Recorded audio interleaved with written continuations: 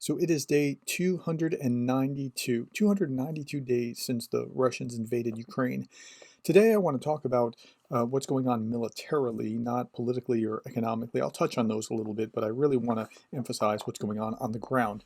And I want to start here with the British military defense, the Ministry of Defense estimate, and they put out this really interesting thing. Ukraine advances by 54% from the maximum territory that Russia has seized. It's liberated 54% of it, just a little bit more than half of it. Russia still occupies about 18% of Ukrainian territory, and that's how we're going to frame what we're going to talk about next. They also put out their intelligence update, and they said this in it today. This was section 4, I think. Russia is likely aiming to extend control over all of Donetsk, Luhansk, Zaporizhia, and Kherson Oblast. Russian military planners likely still aim to prioritize advancing deeper into Donetsk, and I think nothing has changed there. That is what they still want to do. They're just not capable of doing it yet. The ISW is talking about Belarus, and Belarus periodically, there are perennial things that happen, right? Like Belarus is going to enter the war, or Russia is talking about nuclear strikes, or the USA is to blame, or whatever. And this is one of those perennial issues. Belarus is going to have their ground forces committed to the war. The ISW says it's extraordinarily unlikely to invade in the foreseeable future. Now, one of the reasons that it's unlikely is because they've been giving the Russians rockets. They've been giving the Russians tanks. You can't really go and do it yourself when you've just given your equipment to to the Russian army.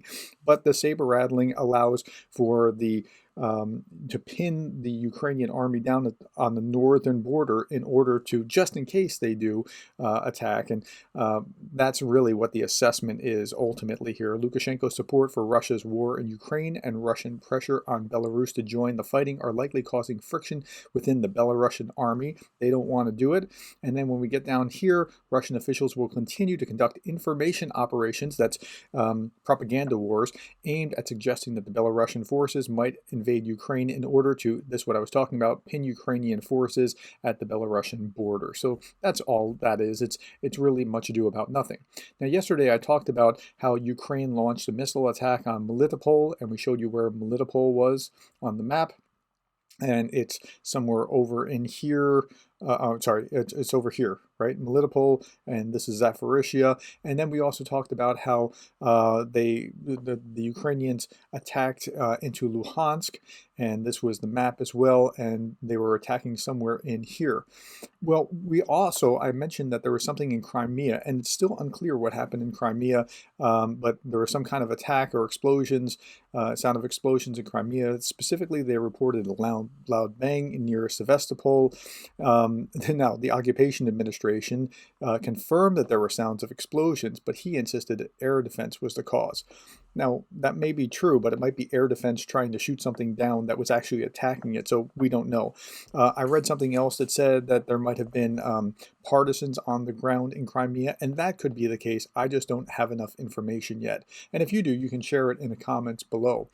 Okay, I also talked about what was going on in Izium. I had that article from the Vatican talking about how in Izium it was just so bad and all the things that were bad. This article was absolutely fantastic. Sonny, what could you possibly liberate me from? Says this lady as as the Russian soldiers came into her neighborhood. So she said during her first encounter with Russian troops, they entered the town on March 6th. And she says the Russian soldiers expected residents to be grateful for their arrival. Okay, now roll the clock back to early March, and this is what Russians actually thought. They were liberating them from the Nazis. That's what they were being told. So they're really expecting to be welcomed with open arms. The first soldiers we met in the occupation were a bunch of pimple-faced boys at checkpoints, and one with eyes blazing said, "We have come to liberate you. You will have everything." And he stands there, just 18 years old, full of conviction. And I told him, "Sonny, I've lived well, and I've had everything. What could you possibly liberate me from?" So there's this collision of worldviews because of lies. Lies are really powerful. I mean, we think about lies like, oh, it's just a little white lie, or like we discount that on the hierarchy of sins. Like murder's bad, rape is bad. We know that, right? But lies are what's causing this. I mean, it can really be damnable. Okay, the Russian forces behave badly, typically, I'm sorry, the Russian forces behaved typically. They ransacked houses looking for alcohol and hid armored vehicles and ammunition behind every building. And she goes on and tells her story. But yeah, they thought, like, why aren't they just welcoming us? They never saw this coming. In fact, the Russian military planners didn't see this coming either. Ukraine war, the Russians locked up, those that the Russians locked up for refusing to fight. So this is this article talking about someone who just refused to fight. His dad tells him when his son is being sent to fight in Ukraine, Sergei, the dad, begs him not to go. You've got relatives there, just refuse. But he said he was going. He believed it was right. I told him he was a zombie, and that unfortunately life would prove that. And life has proven that this was not a good idea. So off he went to Ukraine. Then I started getting message from him asking what would happen if he refused to fight.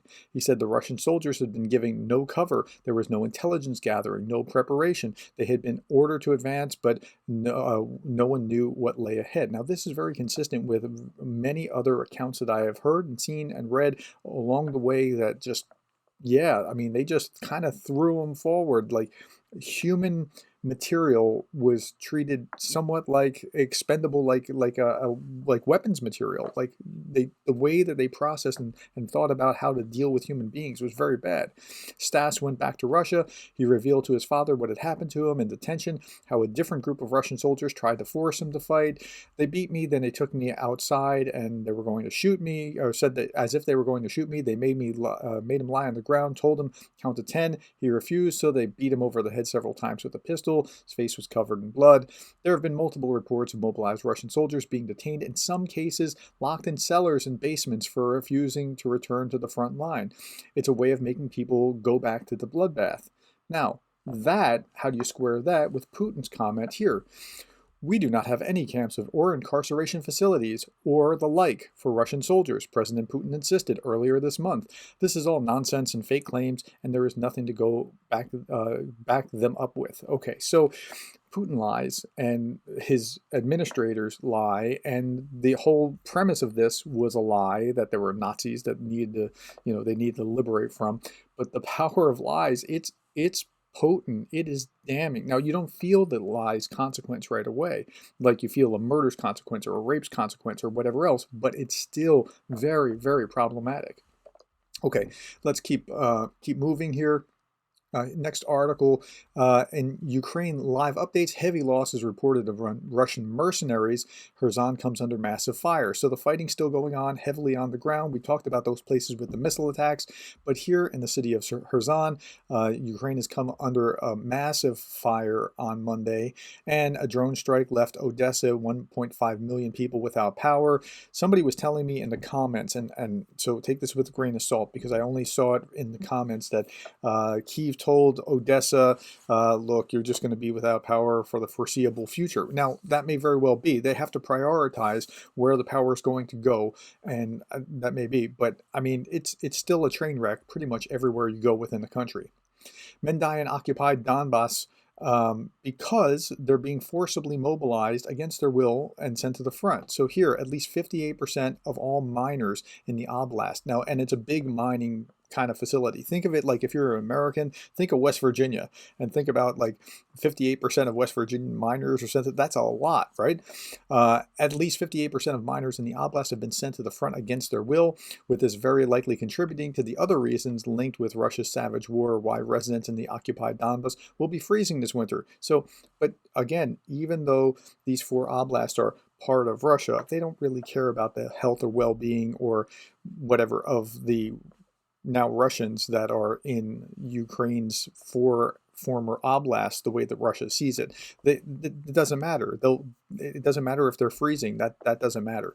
Okay, Russia leader Vladimir Putin clearly avoided imposing mobilization at home for as long as he could. He did because he understands the politics of it and why polls are dropping right now, with the regime preferring to forcibly mobilize Ukrainians from occupied territory to fight the war. Instead, virtually any men that they could catch were sent to the fight with minimal training and inadequate gear. And so, again, one article seems to be confirming another, confirming another, confirming another. Now, no end-of-year press conference for Vladimir Putin amid Russia's faltering war in Ukraine. So Putin is a really interesting cat. He's all over it, front and center whenever things are going good, and when things are not going so well, he's gonna kind of take a pass, put Sergei Shoigu out to give the bad news, that kind of thing. And this is a really bad look for him. Vladimir Putin will not hold an end-of-year press conference for the first time in at least a decade. Why? In previous years, Putin has dedicated much of the event to answering softball questions from adoring local journalists. Putin has disappeared from public for days at a time, sometimes leading to jokes that the Russian leader is hiding in a bunker, and his administration is facing tough questions about its strategy for the war. Now, you got to be careful who's making those jokes, because as this Siberian blogger found out, Siberian blogger said he's fined for a post talking about Ukrainian president appearing in a dream.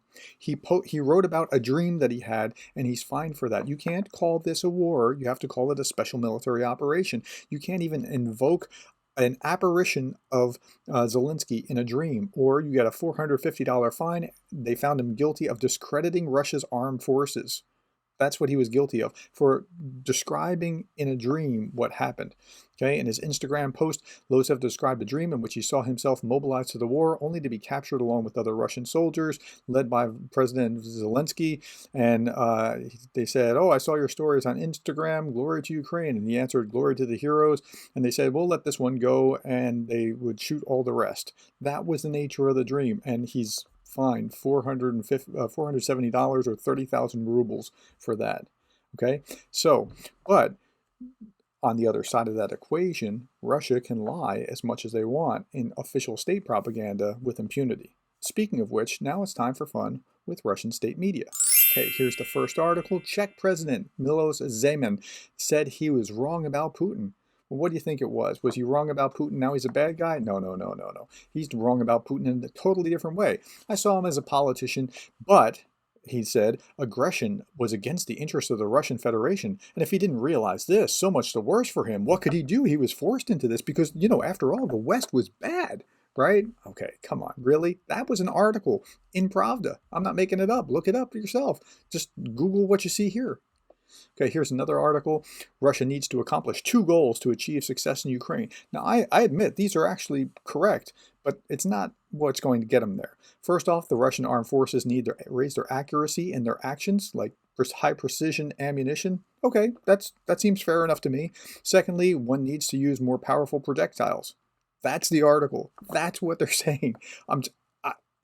Maybe you need to shoot it at soldiers rather than civilian populations, and maybe you need to have some better intelligence and coordination, and maybe have a sufficiently trained army. And I mean, how much time do you have today to go over this list? But wow, okay, that's an article in Pravda. Here's another article in Pravda, and this was actually quite shocking. Russia needs to be prepared for Ukraine to strike targets deep inside Russian territory. I was amazed that I saw that headline, because you don't see that kind of headline. It said, according to Gerdes, Ukraine may strike the rear, the warehouses, the locations where Russian troops are concentrated. That they're even admitting that Ukraine is striking in Russia, I find fascinating to begin with. But the range of HIMARS shells has been extended from 70 to 145 kilometers. I don't think it was HIMARS. Correct me if I'm wrong if you see something that I don't see, but I think it was drones that was hitting this, but that's what they're putting out on this. Now, they say HIMARS because HIMARS is connected to the Americans, and that's the problem. They're the bad guy, the devil, and that's the way this works. But he said this on Rosa TV 1, and yeah, that's what you get out of Russian state media. Okay, I hope that helps you understand a little bit more of what's going on the ground, or the mentality of the military as they entered the war, and what the reality has been as they have experienced what it was actually like to fight against Ukraine.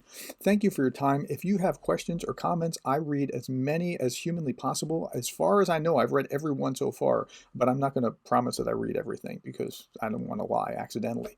All right, thank you for your time, and thank you for caring.